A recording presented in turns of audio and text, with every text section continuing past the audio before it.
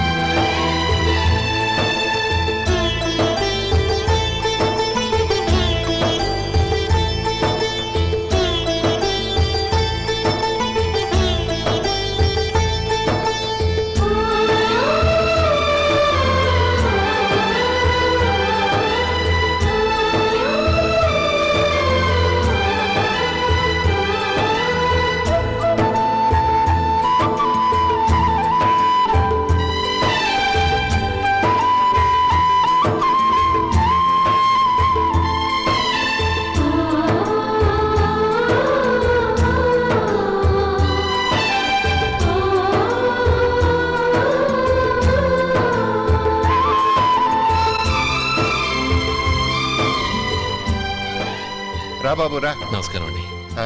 వచ్చే వారి నుంచి 100 పచ్చడి బాటిళ్లు, 100 మసాలా ప్యాకెట్లు ఎక్కువేయండి. అలాగేనండి.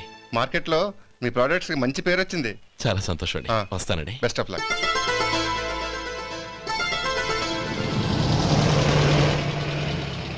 ఆ బాక్స్ లోపల పెట్టవా? అలాగే సార్.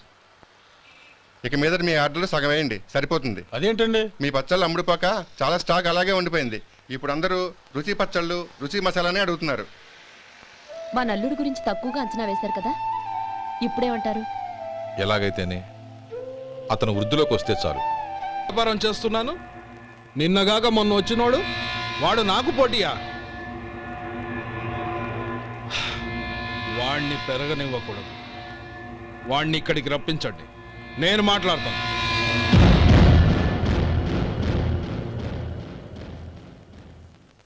నమస్కారం అండి. రమ్మన్నారంట? నీ పచ్చళ్ళ కంపెనీ మూసేయాలి. నీకెంత కావాలి? 5 లక్షలు ఇస్తాను. చాలా?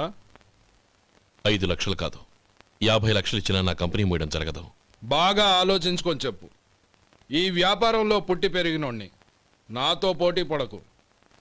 నా చేతి కింద 6000 మంది పనిచేస్తున్నారు. ఆంధ్ర మొత్తం నాకు బ్రాంచులు ఉన్నాయి. నేనే మార్కెటింగ్ చేయలేకపోతున్నాను. ఆఫ్టర్ ఆల్ ఒక కుటీర పరిశ్రమలా పెట్టుకొని నువ్వెలా మార్కెటింగ్ చేయగలవు? 6000 మంది వర్కర్స్ని పెట్టుకుని ఆంధ్ర మొత్తం బ్రాంచీలున్న మీరే నా కంపెనీ చూసి భయపడుతున్నారంటే నా సరుకులో నాణ్యత ఉందనేగా. ఆ నాణ్యత ఉన్నంత వరకు నాకెవరూ పోటీ కాదు. ఈ ప్రపంచంలో నేను ఎక్కడైనా మార్కెట్ చేయగలను. వస్తాను.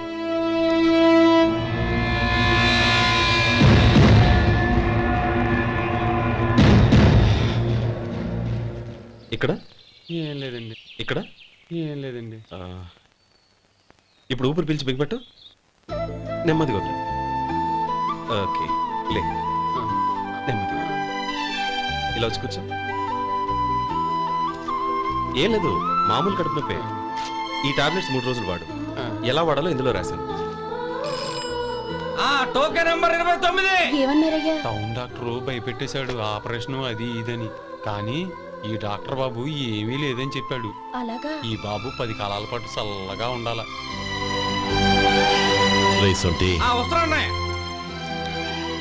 రే, భగవంతుడి దయ వల్ల తమ్ముడు హస్తవాసి మంచిదని అప్పుడే పేరొచ్చిందిరా. తమ్ముడిని దగ్గరుండి జాగ్రత్తగా చూసుకో. పని హడావుల్లో పడి వేళకి భోంచేయడము. అబ్బే అదే లేదన్నయ్య, 1 గంటకల్లా పేషెంట్ కట్టు, భోజనం పెట్టు. అది అలా జాగ్రత్తగా చూసుకో. నేను చూసుకుంటాను కదన్నయ్య, నువ్వు వెళ్ళు.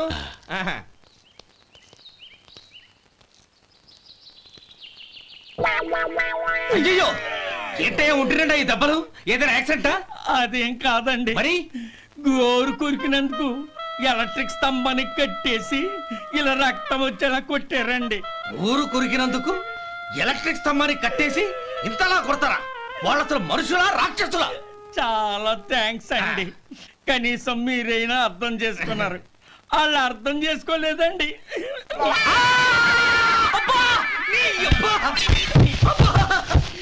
గోరు కొరకడం అంటే ఇదా? నిన్ను కొట్టడం కాదురా, నిలువురా నరికేయాలి. అబ్బా సెప్టిక్ అవుతుందో ఏమిటో. మన 2 ఊర్ల పొలిమేరలో ఉన్న ఈ మల్లికార్జున స్వామి వారి దేవాలయం జీర్ణదశలో ఉందన్న విషయం మీ అందరికీ తెలుసు. ఇన్నాళ్ళు మీ ఊరు వాళ్ళు పట్టించుకుంటారని మా ఊరి వాళ్ళు, మా ఊరి వాళ్ళు పట్టించుకుంటారని మీ ఊరి వాళ్ళు దీన్ని ఇలా వదిలేశారు. ఈ గుడి మీ ఊరికి ఎంత ముఖ్యమో మా ఊరికి అంతే ముఖ్యం. కాబట్టి మన ఇరు గ్రామ ప్రజలు కలిసి దాన్ని బాగు చేయించి కుంభాభిషేకం చేయించాలనే సదుద్దేశంతో ఒక కమిటీని ఏర్పాటు చేశాం. ఈ కమిటీలో 2 గ్రామాలకు సంబంధించిన ప్రముఖులు ఉన్నారు. కమిటీ ప్రెసిడెంట్గా ఎవరిని ఎన్నుకోవాలనే విషయంలో శ్రీ గోపాలరావు గారి పేరు, శ్రీ లక్ష్మీపతి గారి పేరు పరిశీలనలోకి వచ్చాయి. అందువలన మేమందరం బాగా ఆలోచించి తర్జన భర్జనలు చేసిన మీదట శ్రీ గోపాలరావు గారే అన్ని విధాలా ప్రెసిడెంట్ పదవికి అర్హులని ఈ కమిటీ నిర్ణయించడం జరిగింది.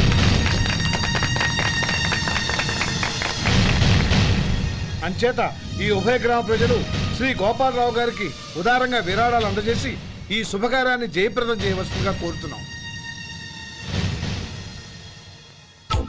ఏంటి ఇంకా రాలేదా? ఏంటయ్యా, టైం 10 అవుతోంది, బోర్డు మీద 10 గంటలను రాసింది. మీ డాక్టర్ ఇంకా రాలేదు. అసలు మీ డాక్టర్ కి టైం సెన్స్, పంక్చువాలిటీ ఏమైనా ఉన్నాయా? ఇంతకీ మీరెవరండి? నేను డాక్టర్ అమ్మని. ఓహో, మీరు డాక్టరేనా? డాక్టర్ అంటే డాక్టర్ని కాదయ్యా, డాక్టర్ని చేసుకోబోయేదానని అర్థం. ఓహో, అవును, నువ్వెవరు? నేను ఇక్కడ టోకన్ ఇస్తూ ఉంటానులేండి. తప్పుకో, తప్పుకోవయ్యా. అవును, మీ డాక్టర్ కి ఎవరో అన్నయ్య ఉన్నాడంట కదా, ఎలాంటోడు? ఎలాంటోడంటే అదేనయ్యా, చాలా కోపిష్టని విన్నాను. ఎందుకని అడుగుతున్నారు? ఎందుకంటావేంటయ్యా? ఆ అన్నయ్య మాట వినగానే మీ డాక్టర్ గడగడా ఉణిగిపోతాడు. అసలు డాక్టర్ చదివే తమ్ముణ్ణి అలా భయపెట్టచ్చా? తప్పు కదా? తప్పేనండి. కాని కాని నాకు మీ డాక్టర్కి పెళ్ళవని ఆ అన్నయ్య సంగతి అప్పుడు చెప్తాను. ఏం చేస్తారండి? ఏం చేస్తానా, సంవత్సరం తిరగకుండానే కవల పిల్లల్ని కని వాళ్ళ అన్నయ్య చేతిలో పెడతాను. వాళ్ళకి 5 సంవత్సరాలు వచ్చేసరికి ఆయన్ని బాగా మొట్టికెళ్ళేస్తారు. అలా నా కసి తీర్చుకుంటాను. ఈ డాక్టర్ ఎప్పుడు వస్తాడో ఏంటో. అది సర్లే కాని నువ్వు పని చేయి. మీ డాక్టర్ రాగానే నేను వచ్చి వెళ్ళానని చెప్పు. నేను అంటే ఓ, నా పేరు చెప్పలేదు కదా, నందిని. ఏం చెప్తావు? అదేనండి, నందిని గారు వచ్చి వెళ్ళారు అని చెప్తాను. గుడ్, పైకొస్తావు.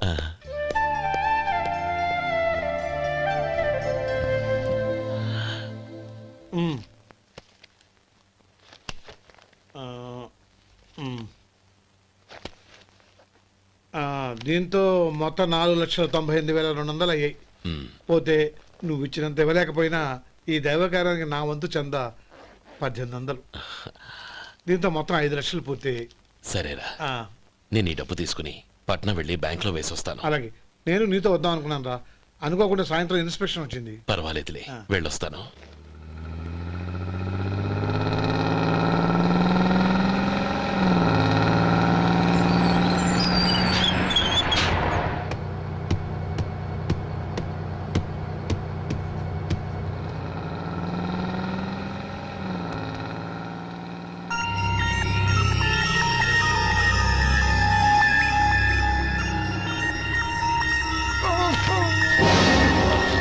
అయ్యో, మూర్ఛ మూర్ఛ, బసాపండి బసాపండి.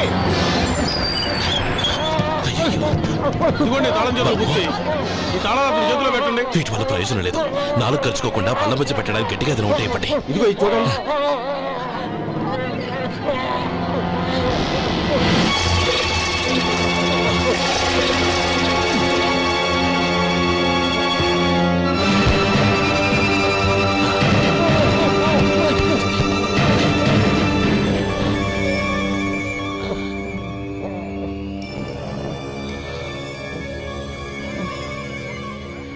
మీరు వెళ్ళి మీ సీట్లో కూర్చోండి, కొంచెం గాలాండి పట్టి. ఇప్పుడు ఎలా ఉంది బాబు?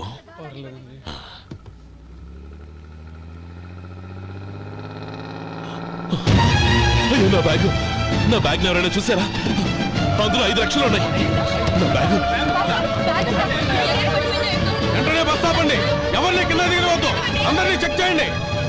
Subscribe iDream Media. Please do subscribe to iDream. Please subscribe to iDream Media. For best entertainment and information, please subscribe iDream. And don't forget to subscribe to iDream.